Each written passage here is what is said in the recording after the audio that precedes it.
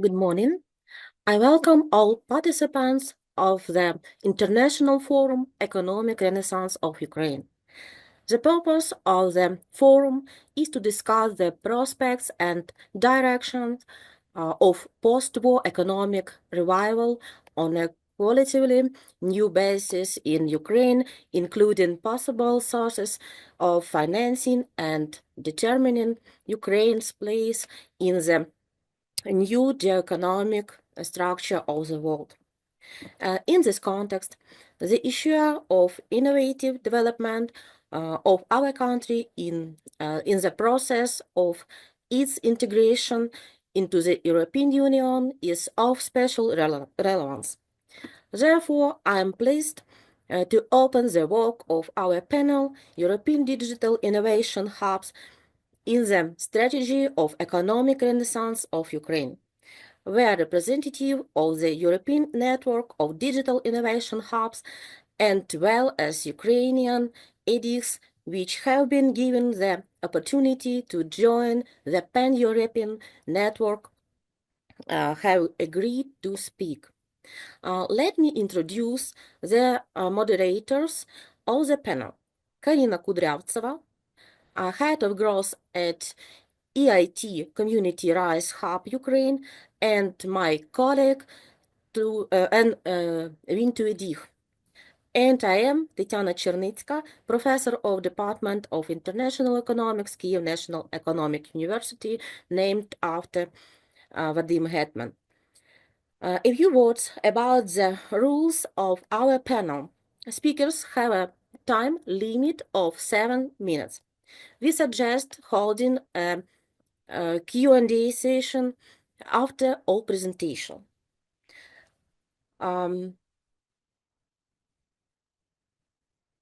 Questions can be sent to the conference chat for more efficient work of our panel.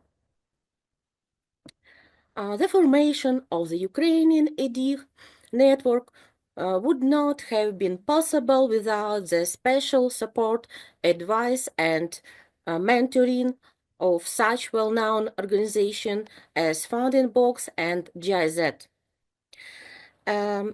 So I'm pleased to introduce our first speaker, Vlad Kavelin, a well-known Ukrainian EDIH and DIH representative from GIZ in Ukraine.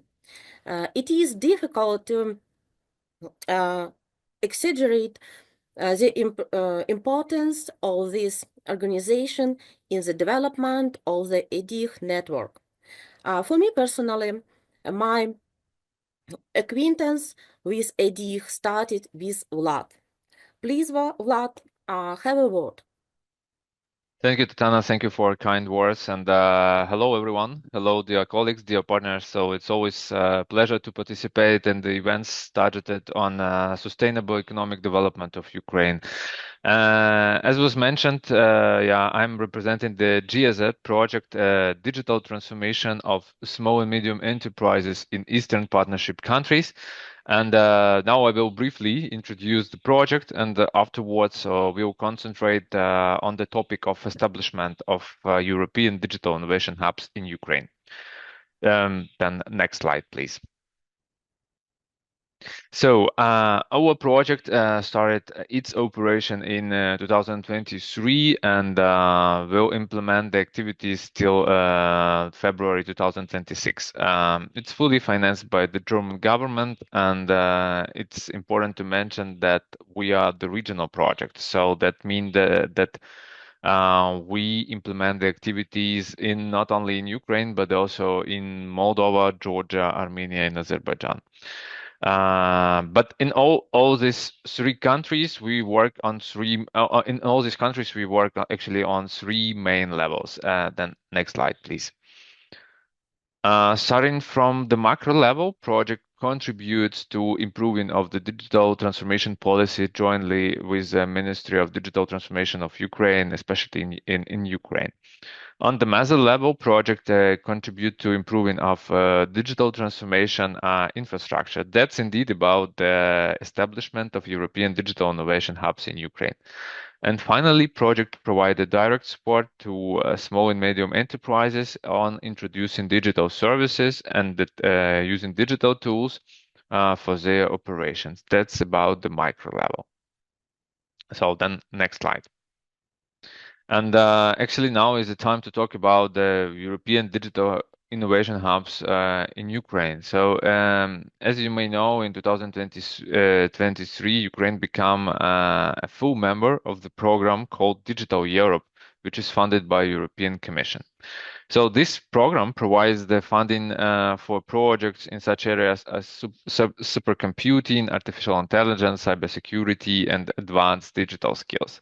The program is designed actually to bridge the gap between the digital technology researchers and market deployment. And in our country, in Ukraine, Ministry of Digital Transformation was appointed as to coordinate this program, and Entrepreneurship and Expert Promotion Office was appointed as a national contact point. And one of the objectives of Digital Euro program is, of course, the establishment of European digital innovation hubs. So more than 400 hubs already operating in the European Union. So and they bring the added value to their customers.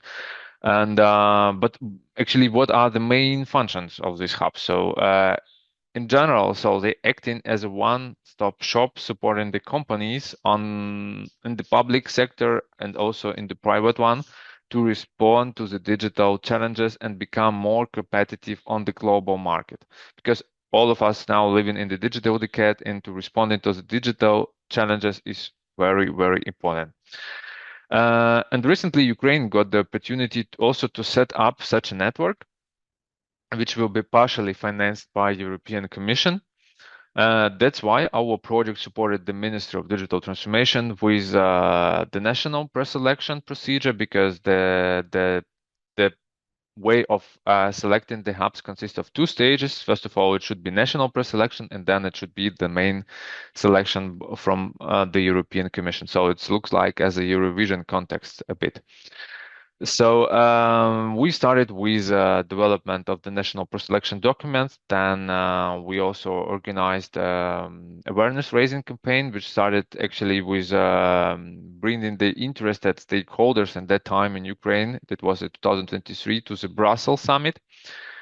And actually, in less than a week, we will bring already not the interested stakeholders, but the 80s already selected hubs to the Brussels summit, and when they will introduce their as a newly members of the network.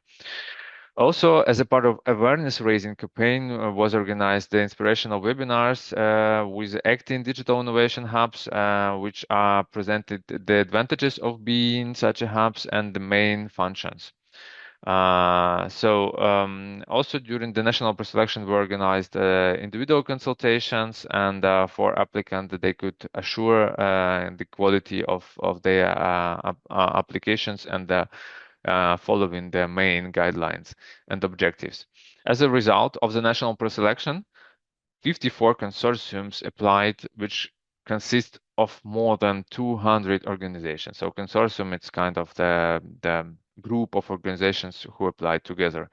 And as a result of the national pre-selection, the 15 consortium were pre-selected for the main call from European Commission in February this year. And of course, then Tatiana, please, next slide. For pre-selected applicants, we also and our project provide the different kind of the workshops as a proposal writing and also individual consultation to support them on the stage of submission of the application to the main call, because it was quite heavy. I would say it was only 80 pages proposal, so it's quite challenging. That's why we provide the support. But as a result, 12 hubs in Ukraine were selected from 14, which were pre-selected before. That's actually the best results from all associated countries which applied in this call, and that was also highlighted by European Commission. But I believe that all this was happened only because the strengths and willingness, and of course the knowledges of Ukrainian hubs, which are really very, very advanced.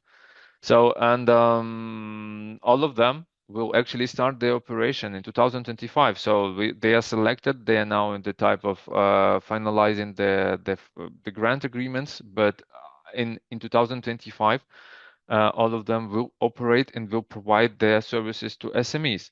So, and I believe that this is a significant action toward the digitalization of the private sector in Ukraine in general, because they have a unique thing that they will really enable the testing of different technologies before for SMEs, and they could understand, is it really efficient for them and really economically reasonable to implement that technology or buy it. So that's why it would be a great opportunity, which is not really available before. So that's probably it. I mean, on the last slide of the presentation, I just want to thank the organizers for making such an event and ask everyone to subscribe to our project page with the help of QR code, which you could see now on the screen. So we have a lot of interesting activities in 2025, especially, of course, for small and medium enterprises. But I believe you could also find some interesting thoughts for you. So thank you for your attention. Thank you, Vladislav, for all of your knowledges and the representation of all of the great work that you guys been doing here today. We do believe that the information shared, as well as the QR code that you have showcased, will be quite useful for all of our participants, just to get to know more about the programs and opportunities available, and of course to interact more with you, with the initiatives, and help us all to build more innovative ecosystem and more European integrated ecosystem here in Ukraine. So thank you for your speech, and I believe that, Tatiana, that we are moving forward to our next speaker. Am I right? Thank you, Karina. The next speaker, Mate Caracedo, co-founder and chief ecosystems and impact officer at Funding Box, and an esteemed EDIF international expert. She will be presenting on digital transformation of SMEs in Eastern Partner Countries project and main achievements on establishment of a EDIF network in Ukraine. Please, Mate. Hello, good morning. I'm sorry for a small delay. There was a misunderstanding on the timing, but I'm here with you, and I'm very honored to be with you today. So maybe first 2 words about the company, even when I think some of the audience already know who Funding Box is and which is our role on EDIS, while I'm sharing my screen. Also, please let me do it and confirm if you can see it. Confirm if you can see my screen. Yes. Okay, thank you so much.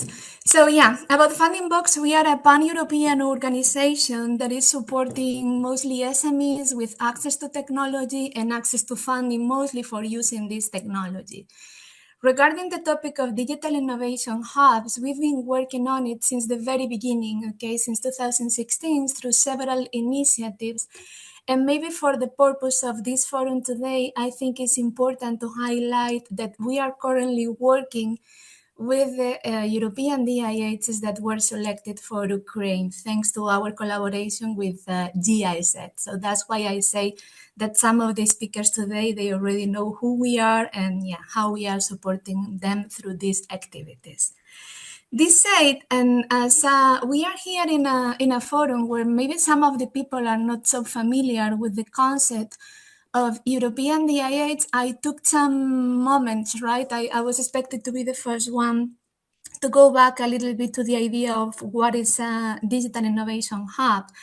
And I wanted to do this also at the beginning, also to reflect, right, how on 2016, when the Commission came with this stronger policy, right, for supporting digital transformation, they were betting on these structures in order to push digital in Europe, in order to push it in a more aligned way, and to use these digital innovation hubs at the moment, okay, they didn't have the European letter on it, as conceived as one-stop shops, okay, that we're going to foster digital transformation mainly of SMEs, then also focus on public sector, okay, through a collaboration between the main players that we're going to support digital in a specific region, in a specific city, so following all the value chain players. This is how we came with this image by TNO that became famous, because you can see how at the center of European DIH, there's normally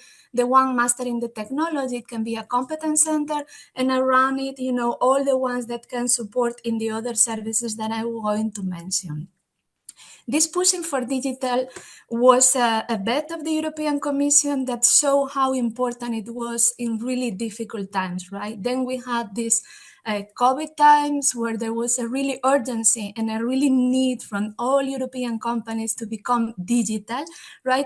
And the fact that we were already on the process showed an added value on the time, right? And for those companies that were not seeing the need for becoming digital, it was the moment for them to start thinking seriously.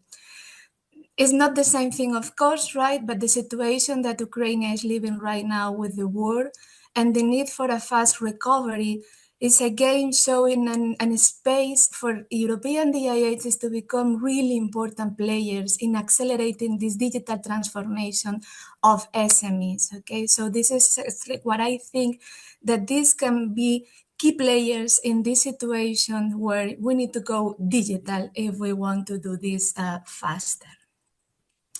Also thinking on the main activities that European DIH is covering. So for those that are not so familiar, I want to give some examples, right? So you can see how in practice this means and how in practice we can support Ukrainian SMEs mostly in this fast recovery.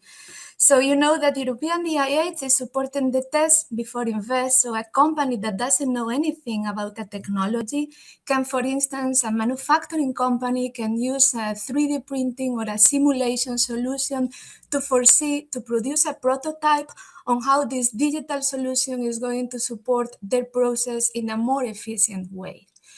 And European DIH is also supporting companies in terms of skills and training, because if we offer the companies the technology, but we don't train them properly on how to use that technology, then we are not able to advance. But we don't need to think just on digital twins or AI or more complex technologies for some of the companies, right? So when we talk about digital and when we talk about upskilling the workforce, we can for sure think on solutions about e-commerce or many other, software solutions that can help them to foster their activity, but also we can think on more complex and needed, digital skills, like for instance, on cybersecurity. It is also important to mention the activity of support to find investment, because even when the companies, they have the willingness to go digital, they test the technology, they receive the learning, but then they miss the funding. Yeah. So a European DIH should also be the player that is supporting this company in funding that funding. It can be the public funding, but it can be also the connection with the investors. So for instance, a startup that wants to foster the solution and go to market with the idea, right? They can receive a support on the side of the European DIH on how to fine-tune the business plan, but also on how to connect with investors. And last but not least, and this is also very relevant, a European DIH needs to foster the collaboration within the ecosystem, right? So they should be the contact point between research organizations and academy, but also business organizations, other companies. So, for instance, an agri-tech startup developing farming solutions, right? They can go to the closer European DIH, and this DIH can helping them in connecting with research institutions to present them the last research in sensor technology, for instance, or they can put them in contact with other companies working on similar solutions. Apparently, they might even look like competitors, but if they are able to create the proper framework for these companies to sit together, to start discussing, to look for complementarities, they can even develop joint solutions. Same for promoting access to international markets or facilitating the participation in industry events where this matchmaking between companies or between companies and other stakeholders can happen. So as you can see, it's a whole bunch of activities that we really foster, right? They entering into the digital transformation journey for an SMEs, covering all these parts. But even when a DIH or now a European DIH is born with the idea of serving local companies, okay, at the beginning we were always talking about the idea of having a European DIH in a working distance for any company in Europe, right? So, well, the distances in Ukraine are always different, but it's still, right, the first vocation or the first commitment of a European DIH needs to be local.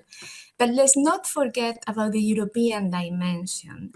So a European DIH, as the E shows, needs to be connected at European level. So if you look at this image, that might be not the most recent because now that we have new European DIHs in our map, okay? But anyway, it's for you to understand that there is a big network, okay, underneath this, behind this concept, right?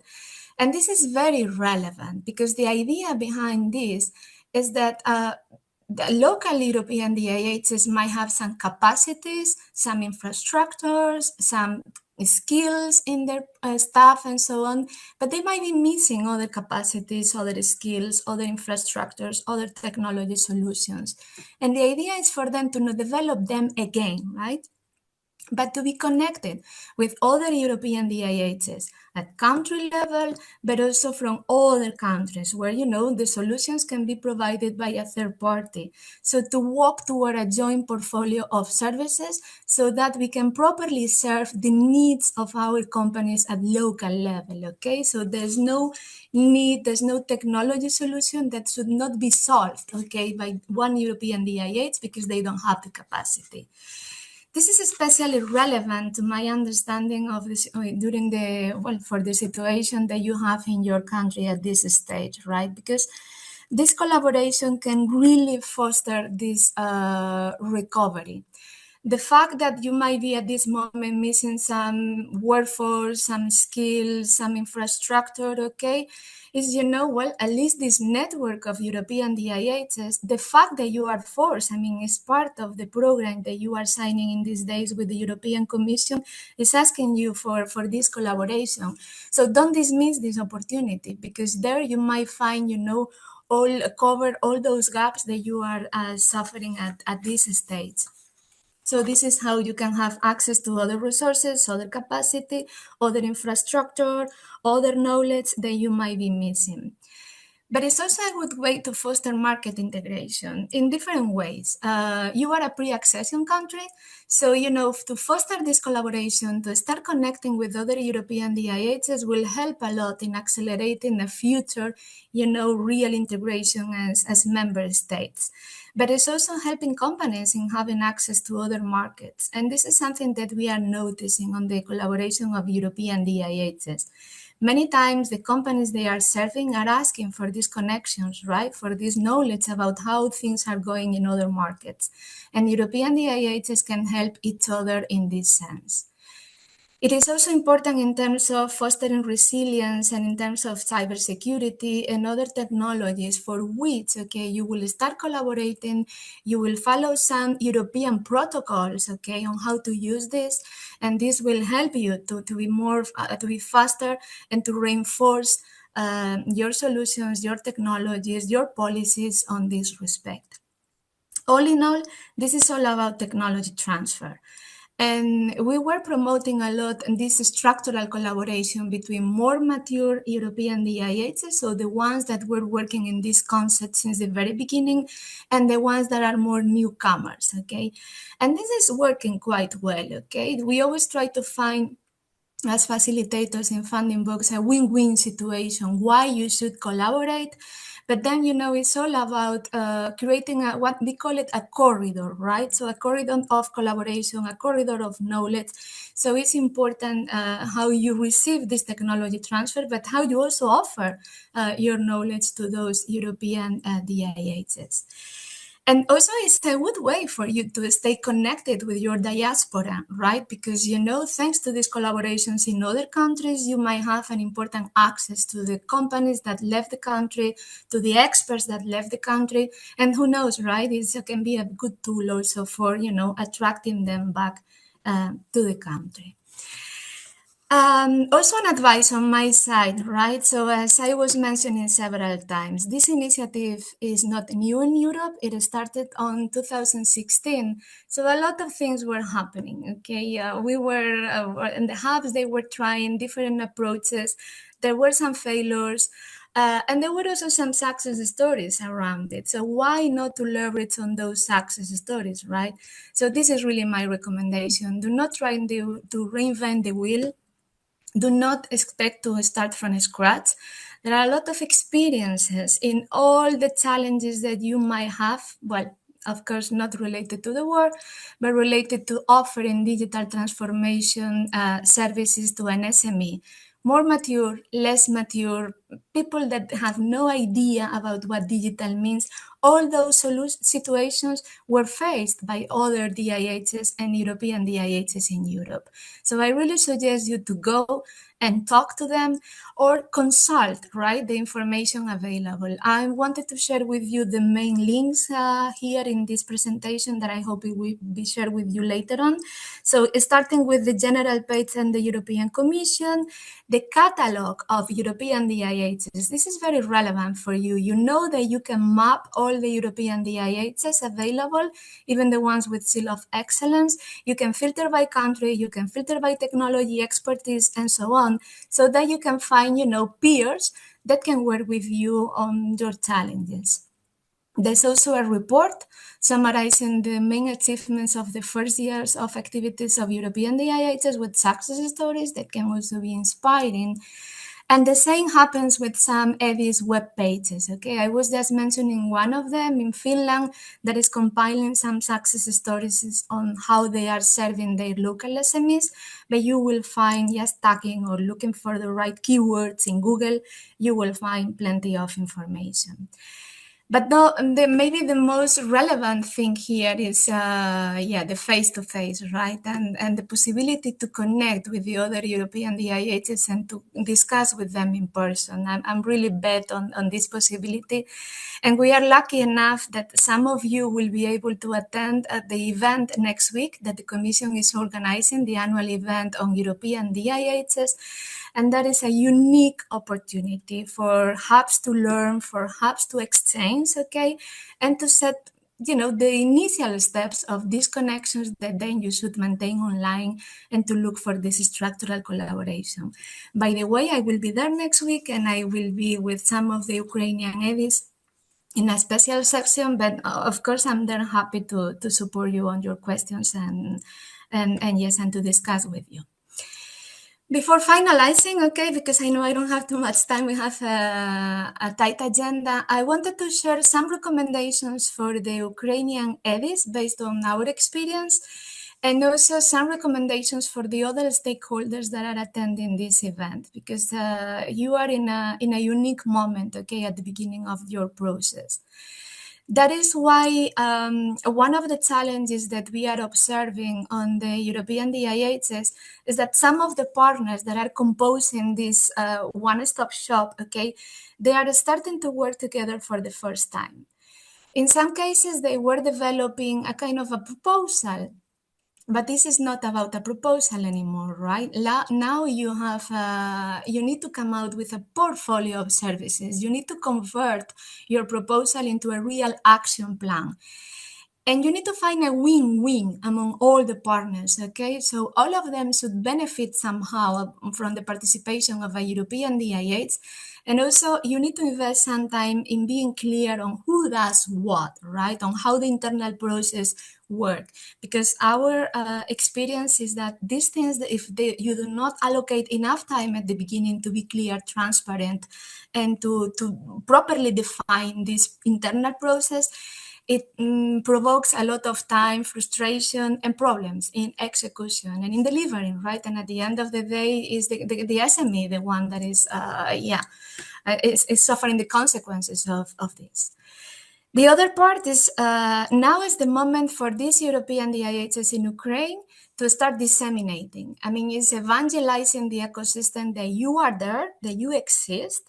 Which are your activities? What is your added value? I mean, it's about selling, and promoting and positioning the concept of European DIHs, because it might be new for many companies, right? And you need to start creating your pipeline of potential customers.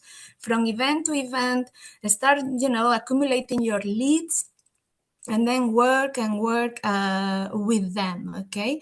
And yeah, I'm always mentioning the diaspora, right? So do not forget that a European DIH is also serving companies outside the country. So why not to look at them as potential customers, okay?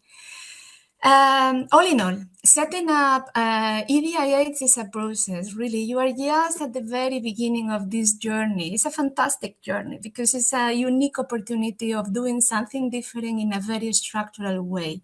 And I'm going to comment on this on my last slide now.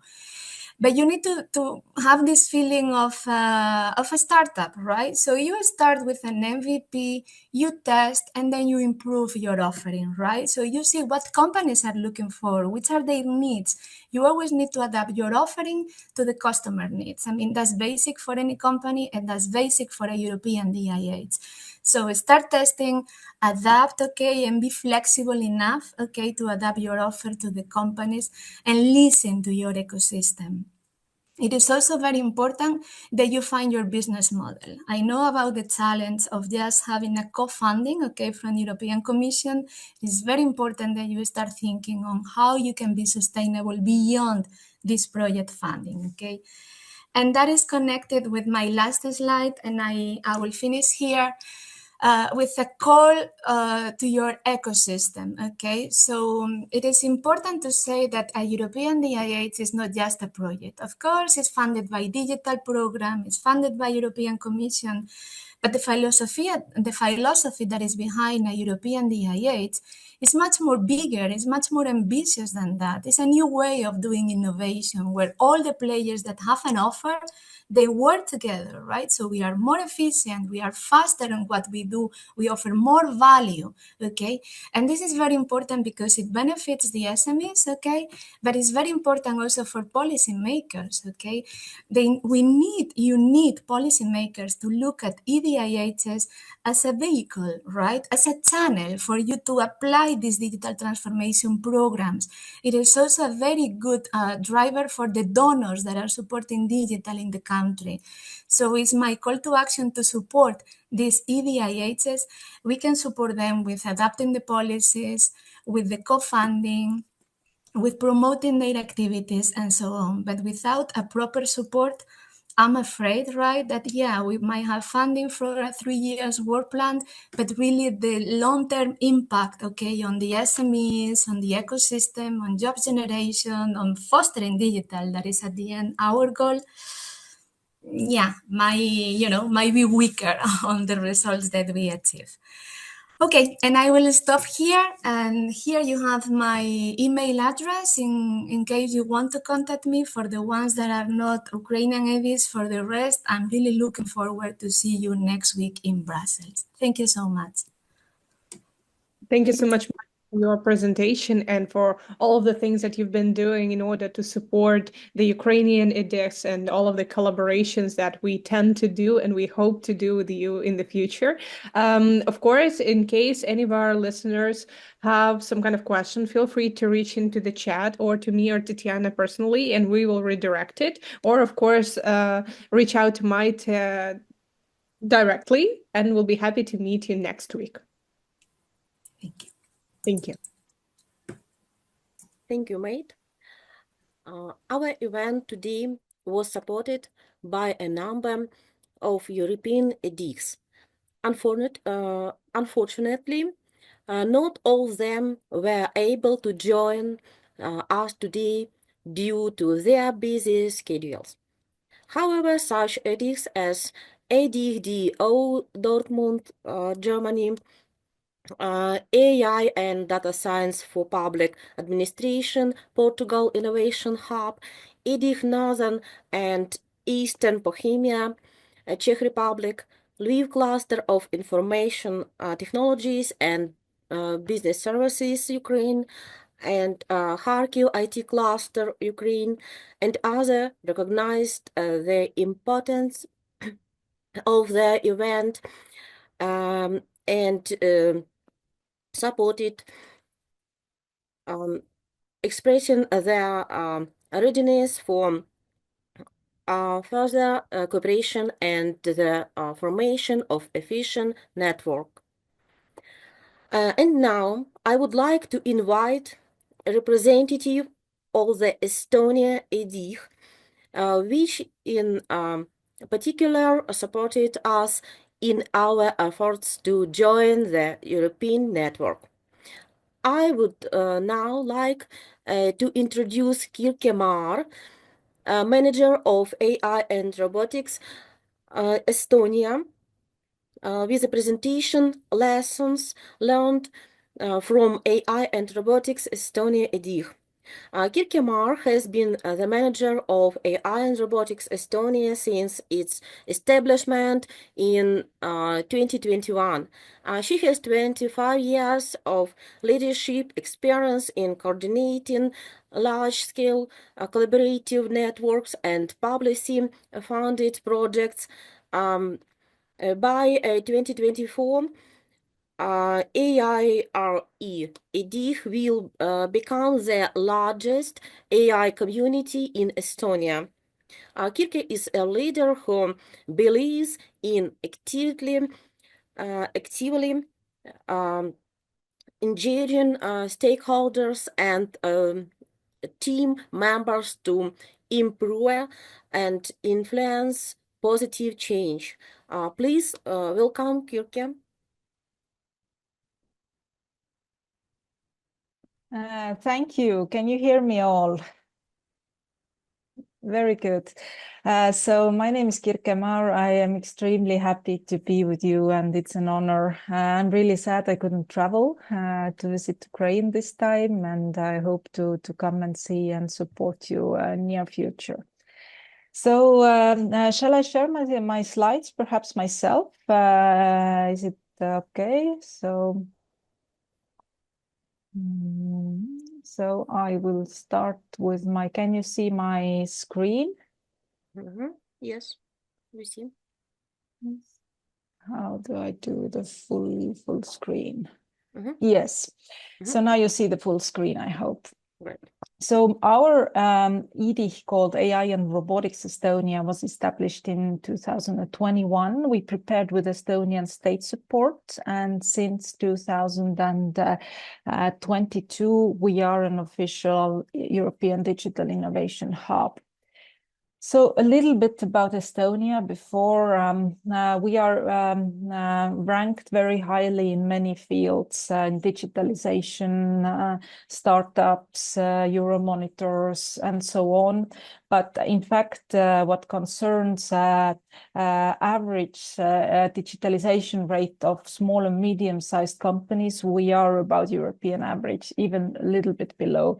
So our EDIC's mission is to support SMEs in digitalization and focusing as technologies, key technologies on AI and robotics. So we aim to support the SMEs of Estonian economy. Our EDIC when we started the EDIC, it was from the scratch. We needed to include partners, relevant partners in Estonia, and made a decision that it's for Estonian EDIC cases that we focus on research to results concept, that we trying to build a service center, a platform where all the core universities and science parks collaborate to bring in the best knowledge to the market. So we are an EDIC based on academia and science parks. Many EDICs are different, but also many are based on universities.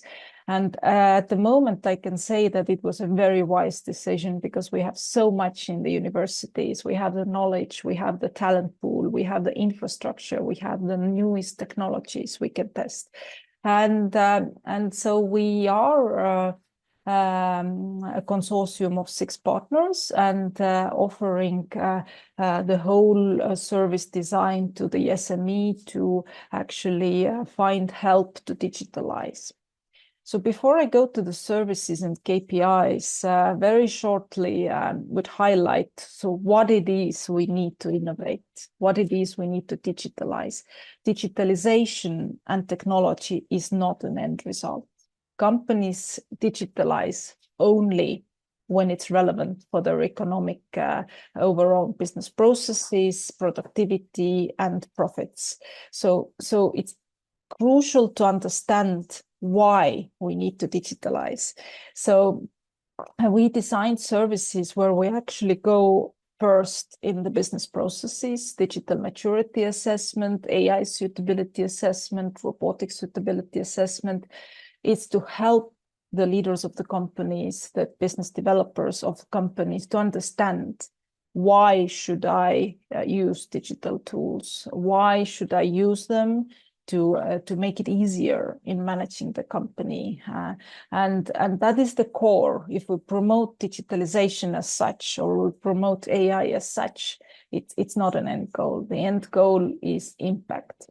So for our EDIC, I would like to say that it really motivated the clear vision and ambition, both for our center itself, our consortium, to keep it together. We are at the moment 150 people working for the EDIC, 150. Not all full-time, of course, about 15 people working full-time. Others are competence-based, AI experts, robotic experts, computer scientists, machine vision experts, funding experts, private funding experts, and so on. So a clear vision, clear goals, and clear values really helped us to launch the consortium and the service sector.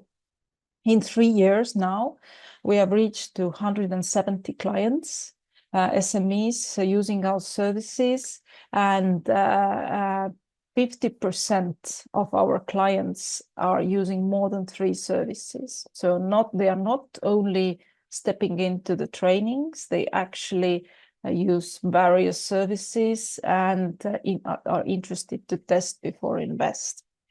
Around half of our budget goes to awareness raising, trainings, and consulting. And half of our budget goes to test before invest pilots. We designed a unique service inspired by the open calls of Horizon programs, where you actually do high TRL level pilots of existing technologies and software.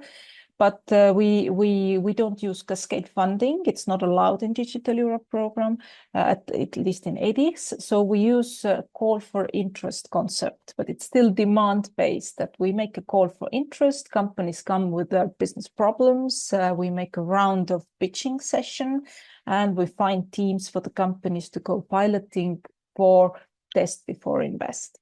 So that is half of our budget, where we actually go to different aspects of companies' business processes and help them to test and validate. Because in investments, there are very high risk investments in IT. You need testing, and testing gives you awareness, gives you knowledge, gives you technological perspective, and reduces the fear of failure. fear of failure is always there when we want innovation. It's very human. So the more we have awareness, testing, and actual technology involved, you make better investment decisions. And even if the testing shows that these kind of technologies maybe not the best option, try this, it's also a good result. So far we have launched 54 this kind of pilots. It's called test before demonstration projects. And this is a unique and really successful service. And we have, by today, we have already 3 times more interest from the companies to collaborate with academia, which is pretty novel because there is a skepticism that universities can actually help. So this flexible service has really served the visibility of IRA and the results of IRA. Quickly, last minute, it's very short time for the presentation. So here is one example of electronic bicycle company exporting to Germany. And with them, we also made a pilot. They wanted to test with robotics and AI, their IoT solution. It's a bicycle using an IoT box to actually be traceable, to be found in the app and so on. We used a novel kind of service with them to test the IoT box with robotics and machine vision. I will not go into the details, but it's just a case where company has a business case, and with a new way of using AI and robotics, they can actually reduce their risk of quality risks by 200,000 to 500,000 euros per year. So it's a large amount of money. So it all goes to business processes. Why you use AI? You have to go that specific and find the use cases. So this is just one case where actually our teams helped to digitalize, but going really deep in quality control. And this is our team. We are now nearly 150 people collaborating, and around 200 more volunteers who work in different ecosystem partners, either state grant is relevant because we do test before invest, and we have Enterprise Estonia who actually supports companies investing in robotics. For them, it's all about collaboration. It's about trust. It's about common vision, mission, and collaborating to the entire ecosystem. So that is crucial. So these are my very short words in 7.5 minutes. Any questions, please? It looks like there are no questions as for now, but only big thanks from our side. You guys have been doing an amazing job and have achieved significant results, even starting with the number of people that you have attracted in order to develop this kind of ecosystem and support this kind of this kind of spheres probably, which are definitely in a crucial need for the recent and future years. So thank you, Kirke, so much for having time with us today, for sharing your vision and experience. We're looking forward to meet you in the future and to collaborate more fruitfully with you. Thank you very much. Thank you.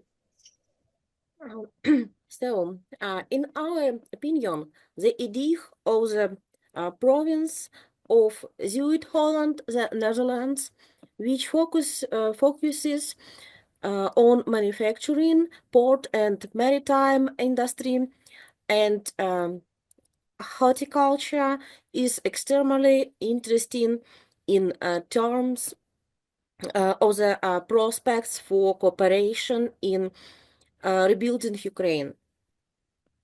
The consortium consists of Innovation Quarter, the Economic Development Agency of the province of Zuid-Holland, and Delft University of Technology, which already play a key role in supporting SMEs. Digitals is supported by the Dutch Ministry of Economic Affairs and Climate Change, and the province of Zuid-Holland. But the representative of this hub will tell you better than me, Tim Franken, senior business developer, digital technology, project lead EDIG Digitals. He will tell us how to navigate the SME environment, strategies, and best practice. Please, Tim. Thank you, Tatjana, for the kind introduction. It's an honor to be invited and tell you a little bit more about our Digital Innovation Hub. So we are the Digital Innovation Hub for the Greater Rotterdam-The Hague region in the Netherlands. You might know the region from that it has the largest port in Europe, in Rotterdam. So that's obviously one of our focus sectors, including the broader maritime cluster surrounding it. We're focusing on our horticulture sector, as Tatjana has said, and we're also focusing on the broader manufacturing industry that's in our region. Why we've chosen these sectors is that these are key economic sectors for Zuid-Holland, the region we are in, and also for the Netherlands.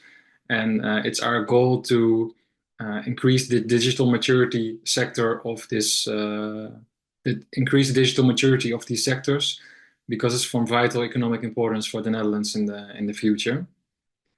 And today I'm going to tell you a little bit, because I have only 7 minutes, to how we actually navigate the SME landscape and how we make sure that our message from our EDI resonates with the interest and the demands of SMEs.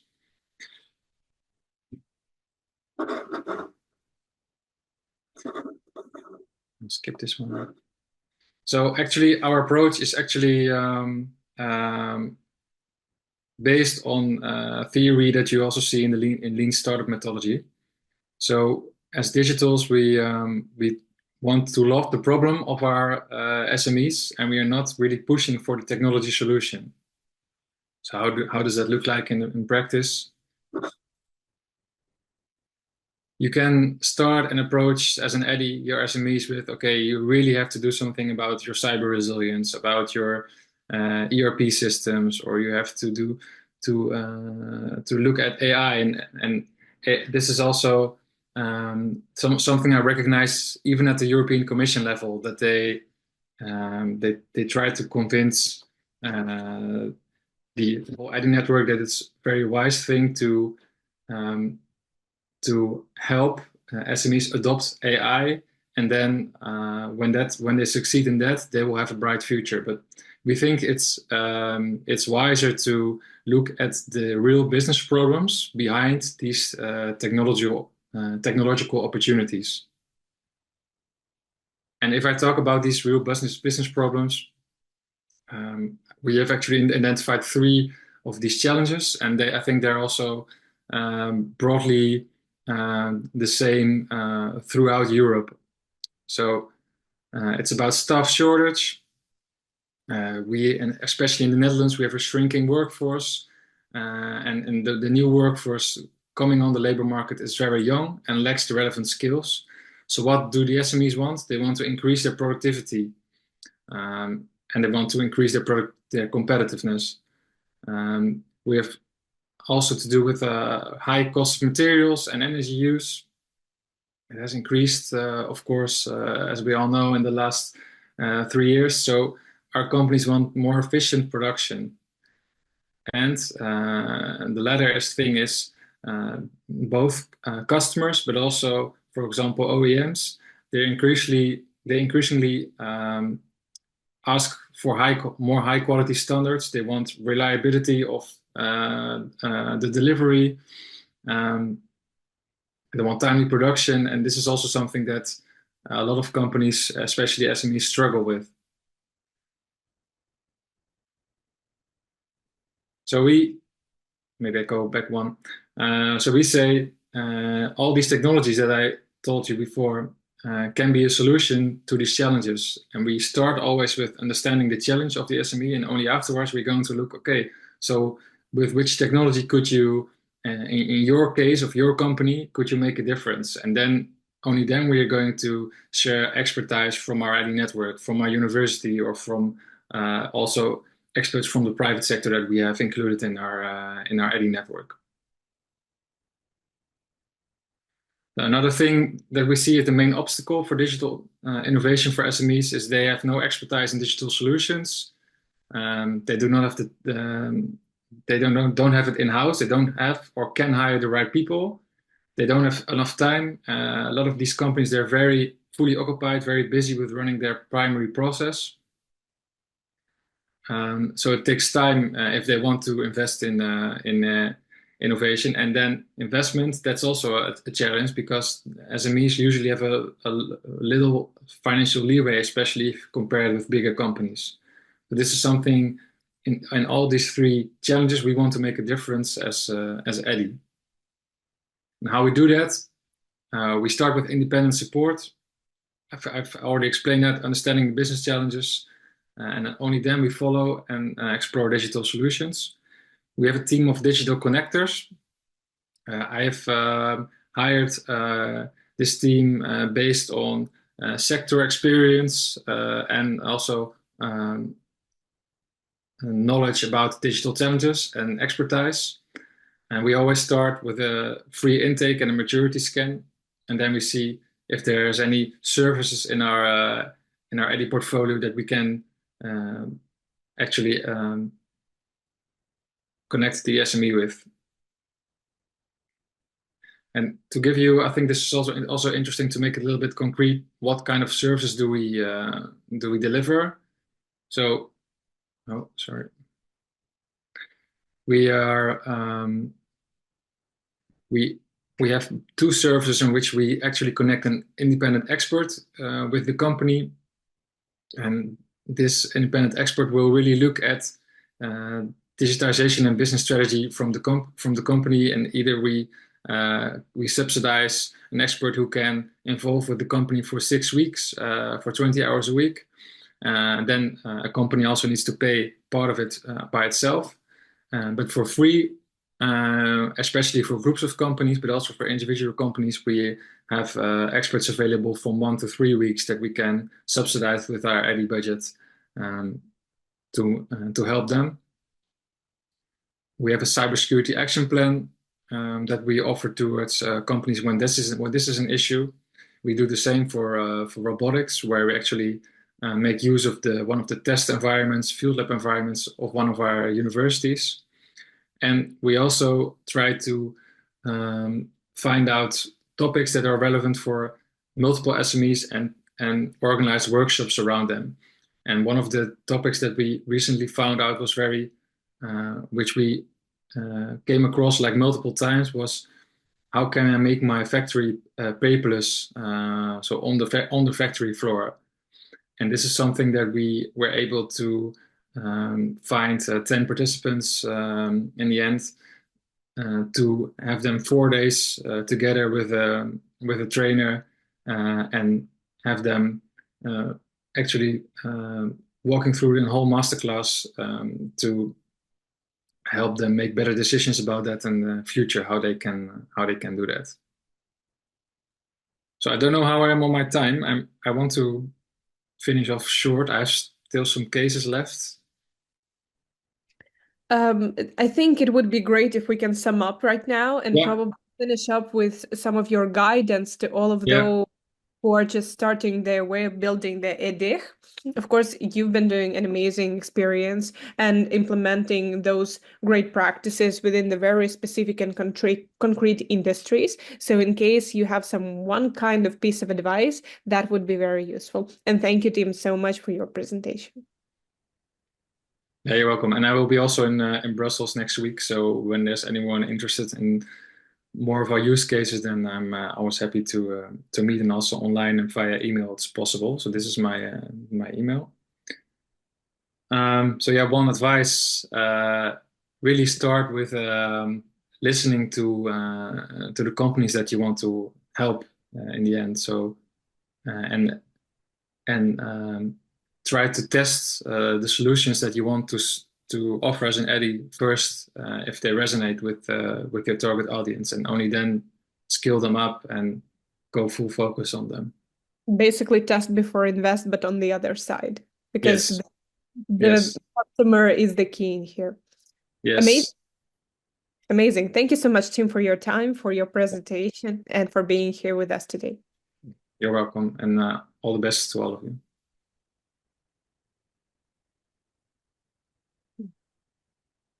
So today it is hard to imagine our lives without IT.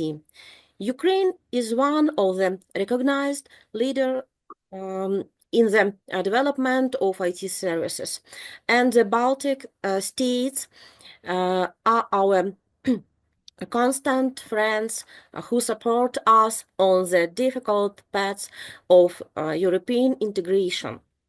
Our next speaker combines these two features.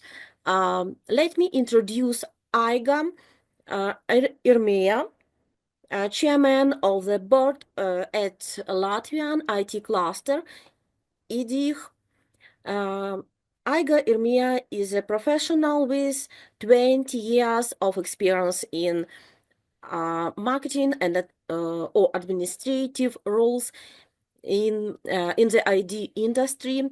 During the last decade, she has held an executive position at the leading regional IT industry organization, the Latvian IT cluster. She has made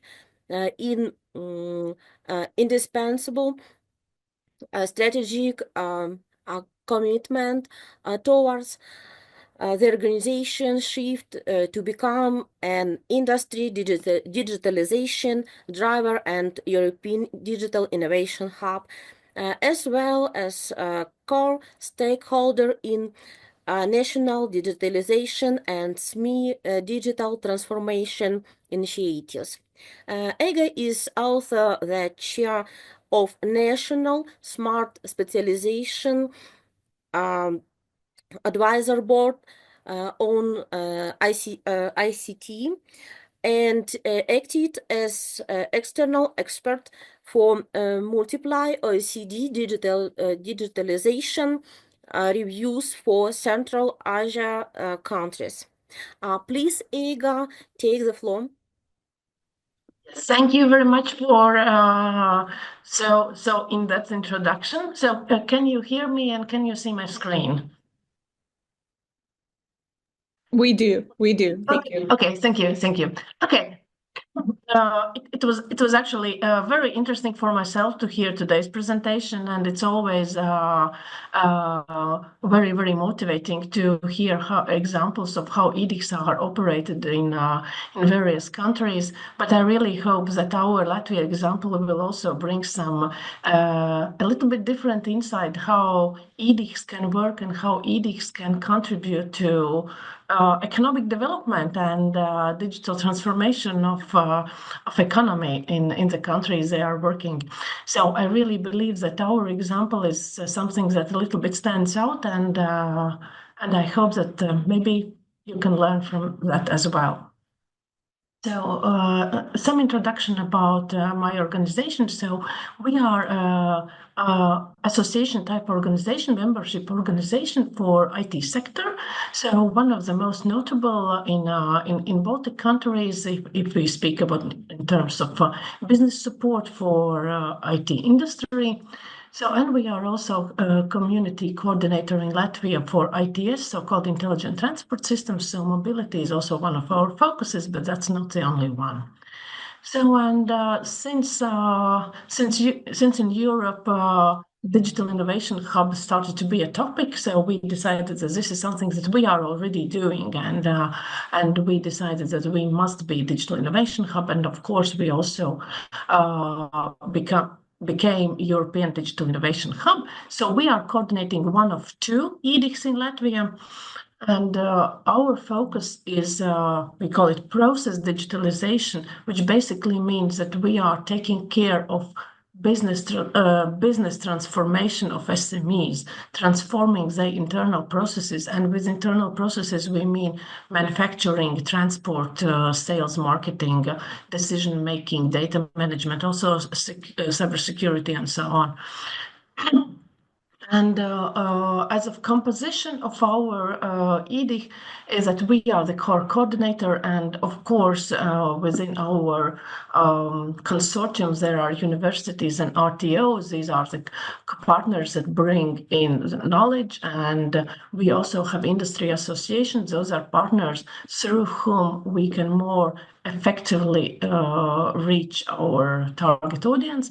And we have also regional contact points, and with regions we mean regions within Latvia, like smaller cities, so that there are people and there are some support mechanisms right where the company is, so like geographically proximity.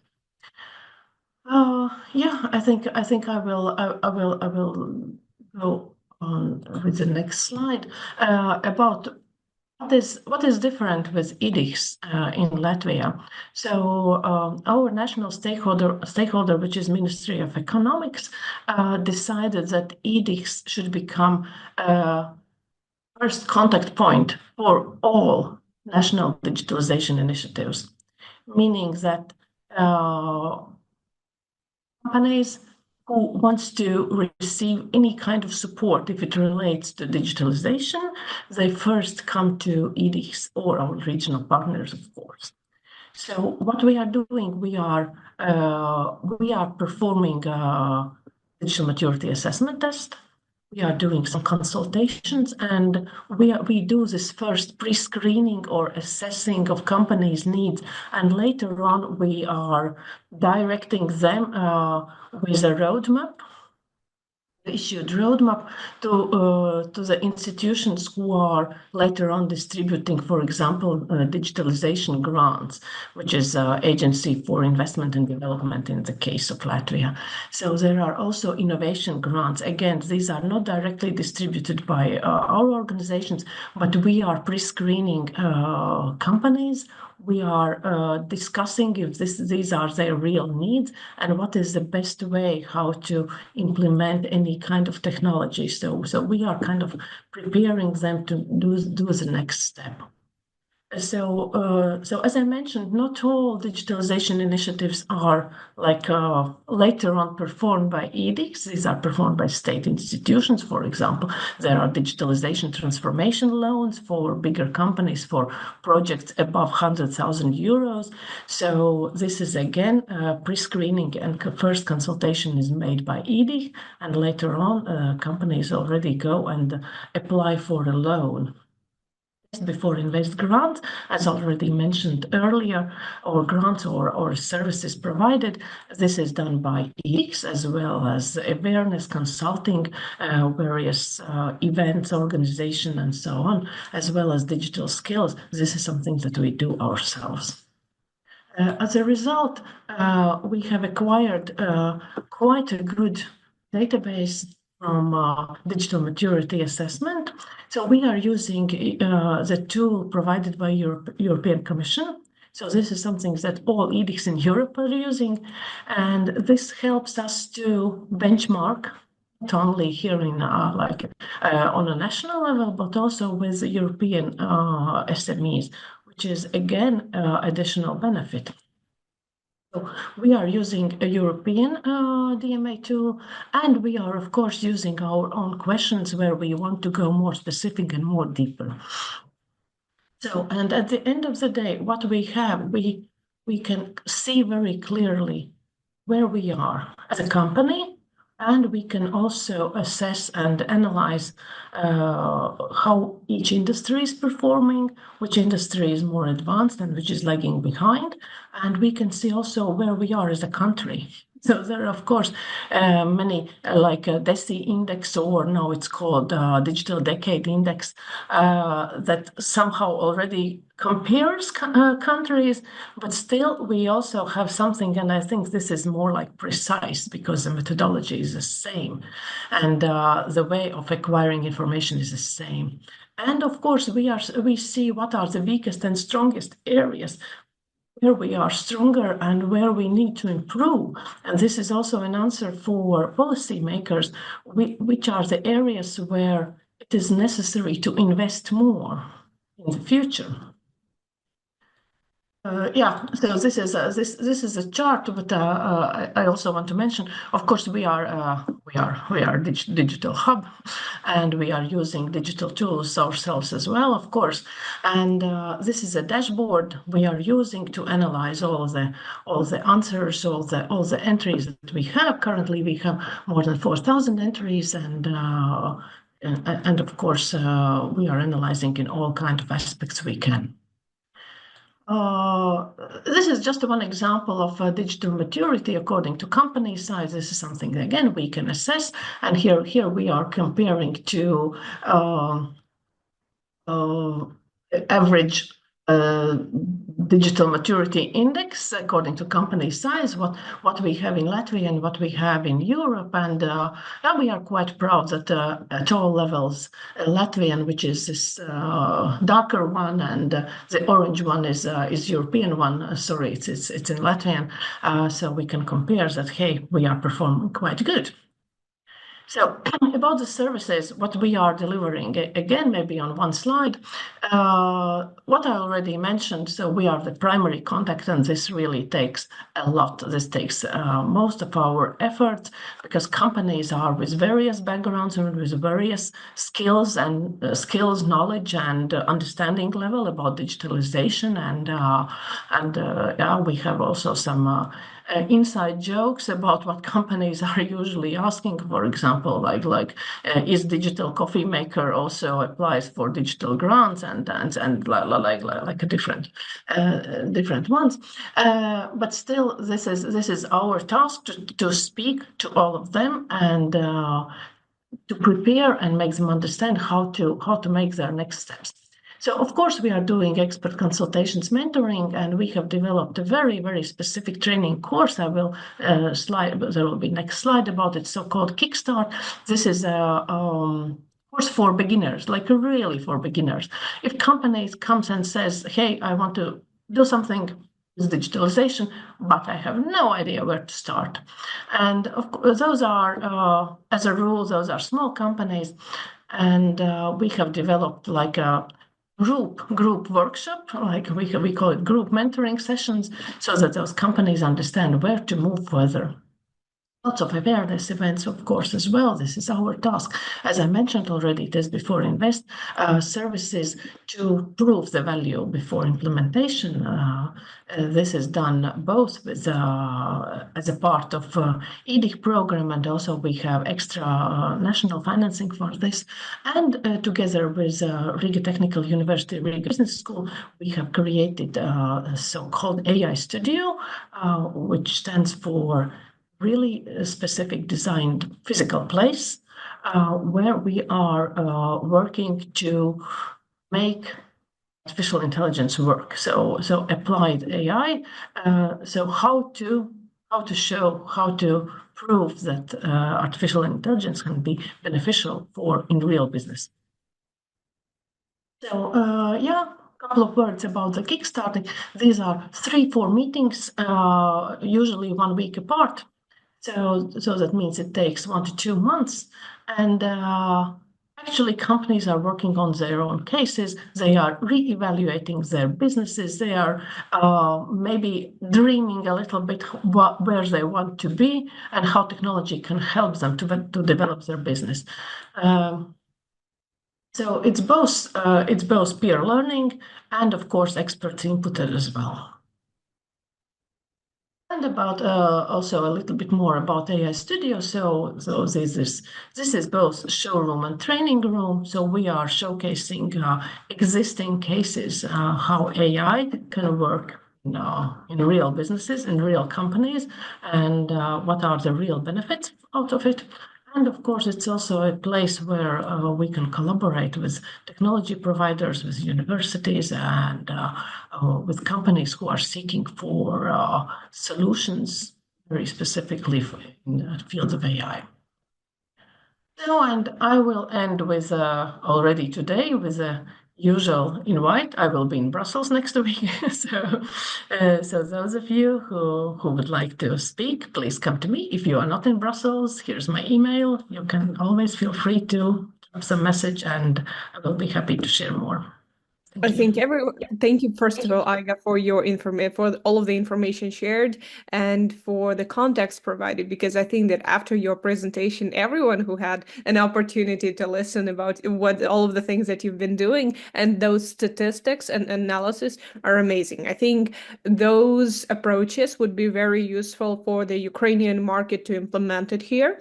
So we'll be happy to proceed, I believe, so as well as all of our colleagues from other Ukrainian edX. Thank you once again for your time, and we'll be looking forward to more fruitful interactions and gaining more knowledges from experienced partners like you.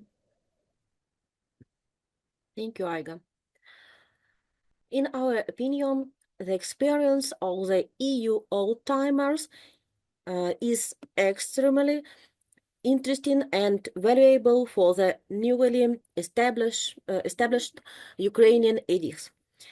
Let me welcome edX, Digital Innovation Obsbayern, to our forum. The mission of DINO is to promote digital transformation and innovation in the rural regions of Eastern Bavaria. The consortium includes the Deggendorf Institute of Technology, the East Bavarian Institute of Technology, Regensburg, the Upper Palatinate Digital Startup Innovative, the Mobility and Logistics Cluster, and the Bavarian AI Agency. I would like to invite a representative of DINO, Wilko Westphal, a Master of Science, a content project coordinator at DINO.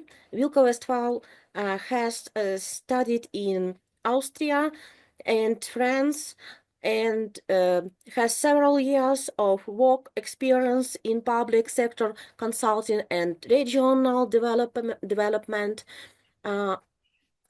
I'd like to take the floor. Wilko, please.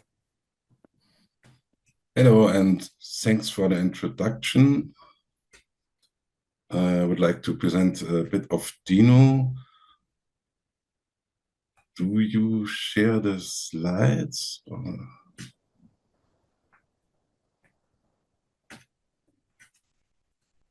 Okay.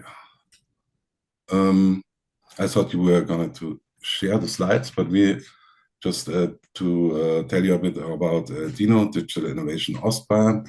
We are pretty new EDI, established in last year in 2023. We started with the official project in June 23. Then we had a number of internal meetings, which led us to finally establish and become fully functional just in November of this year, 2024. And we will have our first review by the end of this year. So as a new EDI with regional scope, we are pretty small EDI, as you said. We have basically 4 project partners, which currently are 2 research institutions, the Deggendorf Institute of Technology and the OTH, the Ostbayerische Technische Hochschule of Regensburg, and 2 cluster organizations, which consists of the Regensburg Cluster of Mobility and Logistics, which are focused on the automotive sector in Bavaria, and the Bavarian AI Agency, which are located in Munich and which have as a cluster for startups in the, yes, thank you, in the AI branch. Yes, so that's basically our timeline. Thank you a lot. Our timeline, so we have signed the grant agreement just in May 2023, and we just became fully operational in November 2024, with all our services are currently running. In the meantime, as you see in this timeline, there have been, even though we are only 4 members in our EDI, so we're pretty small compared to the others, we had to do a lot of internal preparations. We had to get our labs set up, which took about a year for us to offer all our services to regional SMEs. So that's a bit our timeline. That's the mentioned project partners. So we have 2 research institutions and 2 cluster institutions, which kind of resemble the idea of transferring the knowledge from the universities to the region. And as was mentioned by Tatiana, we are in a rural region in Eastern Bavaria. We are bordering the Czech Republic and Austria. So we also have a lot of connections, and as an EDI, we serve as a bridge for the SMEs located in these regions. So just to tell you a bit about our services, as all EDIs, we have 4 service pillars, and our biggest one is the test before invest service pillars. And we've chosen to serve in a certain technologies like IoT and UAV, high performance computing capacities, or 5G, where we use the infrastructure of the universities, which, for example, have high performance computing capacities in the university to be accessible to the SMEs of the region. Here our services actually skills and training. So the next service pillar where we offer teachings, which is also offered directly by the universities. So mainly on cybersecurity, but also just to teach smaller enterprises who don't have the money to pay for more expensive or deeper training sessions. We offer them for free for them, so it serves them, I think, as a great basic for the digitalization of the future. Then one of our other services is currently one of the most which demanded by the enterprises is to support the finding and investment, where we support them on a local, regional, national, and European-wide level. So the SMEs come to us and ask if some SMEs is founding in the digital area. We support them with their startup funding and even continuous funding. And of course, our last pillar is the innovation ecosystem and networking. As I just said, we are bordering also Austria and the Czech Republic. So we're in close contact with EDIs from those countries. And we try to matchmake SMEs from those countries, from Eastern and Western Europe, and try to serve also as a bridge for those SMEs. For example, if a French SME wants to invest in Austria, we can help them and we can matchmake them with our context to the government or to other EDs. So I also want to thank you for having the chance to introduce myself, and we will also be in Brussels next week, and we would love to see you there or arrange a meeting with you. We definitely will. Thank you so much, Vilko, for your time, for all of the representation of what you guys been doing. And we're looking forward to hearing more from your achievements, more achievements of our ecosystems, and looking forward to see you in Brussels. Thank you, Vilko. All representatives of European digital innovation hubs have now spoken. We are now moving on to the presentation of the Ukrainian newly created EDIs, which will present their vision of how to integrate into the pan-European network and build networking. I would like to invite the representative of the Polisia Digital Innovation Hub, Polidich, which specializes in the development of high-level digital skills. The consortium includes Polisia National University Department of Agriculture, Development and Economic policy of Zhytomyr Regional Military Administration, Zhytomyr City Council, State Space Agency of Ukraine, National Space Facilities Control and Testing Center, and other companies. So we would like to congratulate the head of the DZZ laboratory, Alexander Ryzhkov. Hello everyone, I will share my presentation. Just 1 second.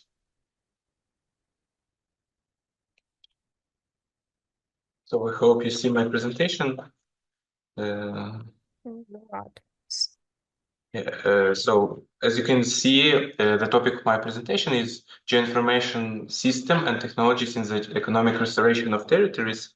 And why I choose this topic, because it's our main thing that we will do like ADIH.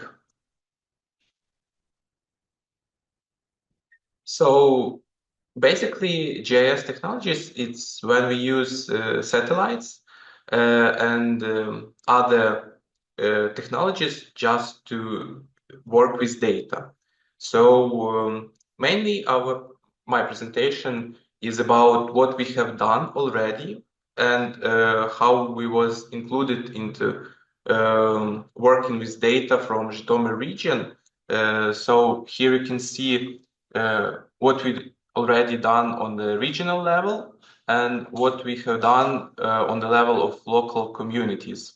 So we have already taken part in creating program of making program of restoration of the Zhytomyr region and consolidation all information and creation databases for Zhytomyr Council.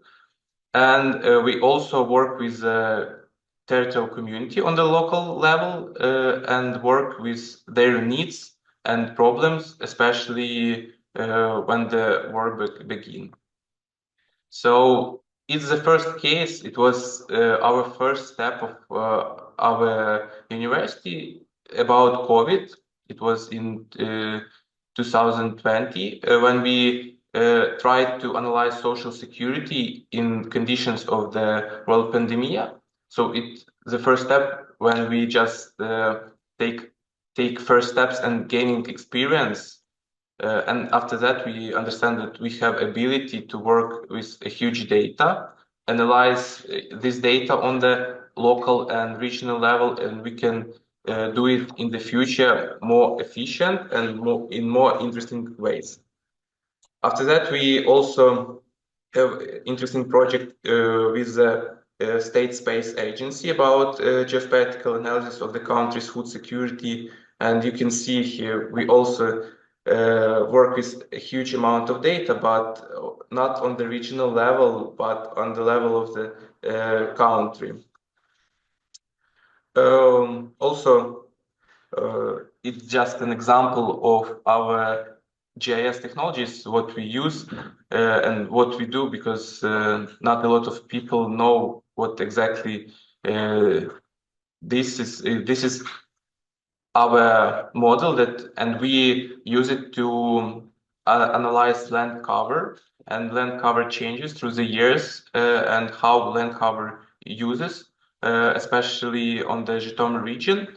And we all know that state statistic about land use is not correct. It doesn't change through the time, but we, on the volunteering base, work on the statistics and provide it to the Ministry of APK. So the next steps is to classification of agricultural crops, that it will be in the future, I hope in the next year, when we become a PolyDIH and we will have an ability to work, especially in the parts that we are interested to work. So we will create a classification of agricultural crops and will provide it to the European Union, European Commission, and for our ministry again of agriculture policy. So this is an example what we do. We travel around Ukraine and just gain information to start working and to creating new models. Also, examples of the services for local territorial communities is the identification of fires in the Zhytomyr region. It also can be used, this instrument, in any region of Ukraine. So using satellites and images from these satellites, we see where the forest fires started, and we give this information to government and writing them that you should react and need to do something to stop these fires, and also provides fire passports about how many hectares were fired, where it started, how long it was, and especially we provide GPS coordinates where the fire began. So here you can see the report. So on the left corner you can see that where the forest began and how it develops through the time. Also, our new instrument that we created, especially for our ADIG, POLIDIG, we invent a geo-investment passport of the community, and we will provide them to all communities in our region and regions nearby. This is an instrument for local territorial communities to show investors in the future all their features. That includes territorial features, community infrastructure, subject management, social block of the territorial community, and environmental conditions, just to involve into local community investments from other countries. Also, if you're interested, there is a link to our geo-investment passport. You can use a link or QR code if you're interested, just to look how it works, but I don't want to spend a lot of time, just speak a lot about it. And a cherry on the pie, it's a program of restoration of Zhytomyr region. We are working now in a partnership with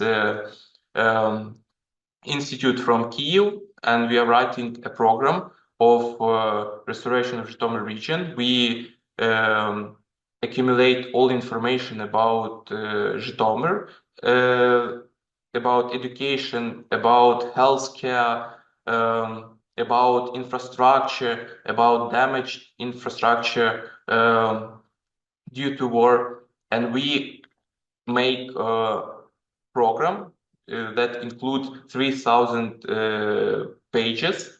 We write approximately 1,000 pages of this program, and we give all the vector information like these maps on the slide for our regional government.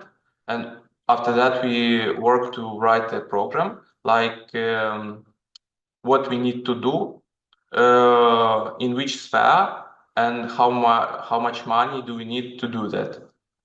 So here, of example, what we provide to our government, which maps. Also here you can see about post offices in Zhytomyr region. It was a part of program just to analyze it. So it's a huge amount of data, really hard work. And the last case, what we also have done, we also work a lot on a volunteering base with territorial communities. So here is a small project just to analyze hawkweed. In Ukrainian, it's borshovik. So we identify a problem in Chernihiv territorial communities that they have a really huge problem with hawkweed. And we collect data from the people from this community. And after that, we can show to the partners from the European Union or other countries that we have a problem. Just give us money, and we will solve this problem. Also, it all created on a base of GIS technology. So this is all. Here, contact information, you can contact me or a rector of our university if you have questions about GIS technologies or how you can use it in your AD. You can contact me or ask me a question now. Thank you, Alexander, for the wonderful presentation and for all of the important job that you've been doing at the Palista Digital Innovation Hub.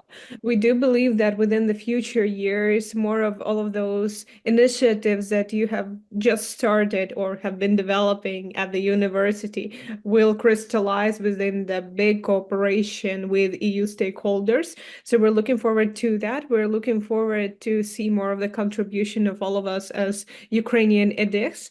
And thank you for your time. Yeah, thank you.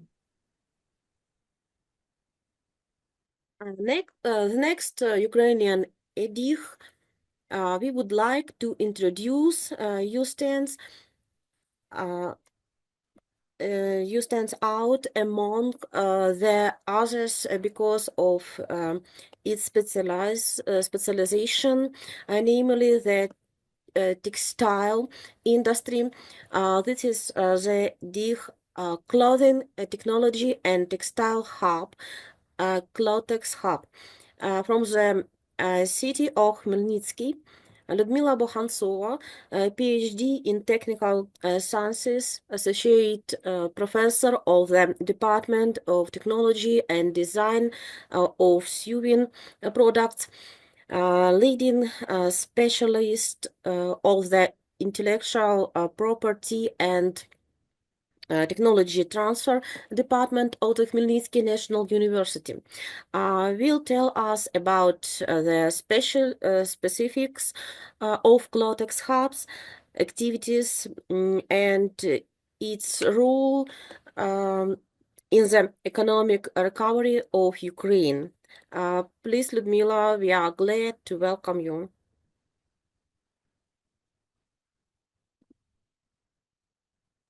Thank you. Do you see my screen? Yes. Yes. One moment. Okay, hello everyone. My name is Ludmila Bukhantsova, and today I will tell you about the role of Clotex Hub in Ukrainian's economic strategy renaissance. What is Clotex Hub? I'm sorry. What is the Clotex Hub? It's the first Ukrainian hubs to join the European Digital Innovation Hubs network. The Clotex Hub's mission is to promote digital information and sustainable transformation in the clothing and machinery industries. Our vision is to be a leading catalyst for digital information and sustainability in the clothing and machinery industries as a dynamic ecosystem of collaboration, creativity, and technological advancement. Clotex Hub, I'm sorry, the next slide. Clotex Hub is a consortium of 4 organizations. Khmelnytsky National University is a coordinator. It contributes academic expertise and research capability in areas relevant to digital innovation, clothing manufacturing, machine building, and other related fields. STAR is an agency of sustainable development. It provides strategic and advisory support for activities related to regional development goals, sustainability objectives, and industry needs. STAR also ensures the coordinator of the project officer's work. The next participant is the Podillia Fashion Cluster. It provides valuable insights into the clothing manufacturing sector's needs, challenges, and opportunities. The cluster offers access to manufacturing facilities, production lines and workshops for prototyping, testing, and piloting new technologies and innovations in clothing manufacturing. IT class, as you see on this slide, we have such activities, and we have a priority and a secondary sector. The priority sector is a clothing manufacturing, textiles, manufacturing and process, metalworking, and industrial production. And also we have the priority and the secondary technologies, and our services are presented on this slide. Sorry. The objectives of Clotex Hub shows on this slide. The Clotex Hub's activity isn't just about advancing technology, it is about creating ripple effects of growth and transformation, one goal at a time. To bring this vision to life, the Hub plans to shape a workforce of 250 skilled professionals annually and create a network of experts through 4 comprehensive courses, 6 specialized trainings, and 20 workshops annually. However, embracing technology comes with risk for businesses, especially SMEs. To bridge the gap, Clotex Hub introduced a unique approach, providing testing opportunities before companies invested. Each year, 40 SMEs would have the chance to experiment with digital technologies to make bold decisions. On the other hand, access to financial resources is a key to growing companies. For this device, the project office of the Hub plans to obtain a grant investment. The other objectives are to increase the integration of Ukrainian economic entities into the European Union, and also forming the sewing cluster factory. Focusing on this areas, Clotex Hub plays a crucial role in the economic renaissance strategy of the Khmelnytsky region by driving digital transformation and innovation within about priority sectors. These activities include digital transformation support, training and skills development, access to financial resources, and integration into European markets. According to this, the activity for 2025 are the recycling textile waste. We have a textile recycling roadmap 2030 and plan to collaborate with an innovative company specializing in textile recycling. Also, in collaboration with the Chamber of the Commerce and Industry, the Hub envisions a series of events to unite stakeholders around digitalization. These events would allow for exchanging ideas and partnerships for digital innovations. The Hub will also aim to join European universities to explore ways to design a sustainable built environment for the sewing cluster factory as an eco-friendly garment production that would be inspired to the industry. With determination and creativity, the Clotex Hub team prepared to make 2025 a landmark year, one in which innovations isn't just imagined but realized. That's all. Thank you very much.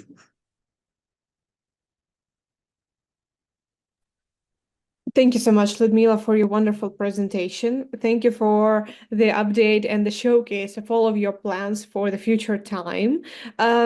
Looking forward to see more accomplishments from your side, from all of our side, and I think that we here in Ukraine have a great ecosystem of the edX, which are creating in order at the same time support each other as well as develop their own industries.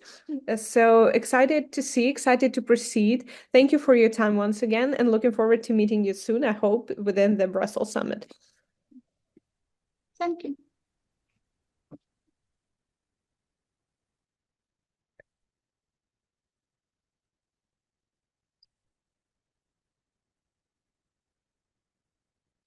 So, dear colleagues, I would like to congratulate all of us on the efficient effort within the framework of our panel and express my hope for future cooperation at various levels and areas of activity between our institutions.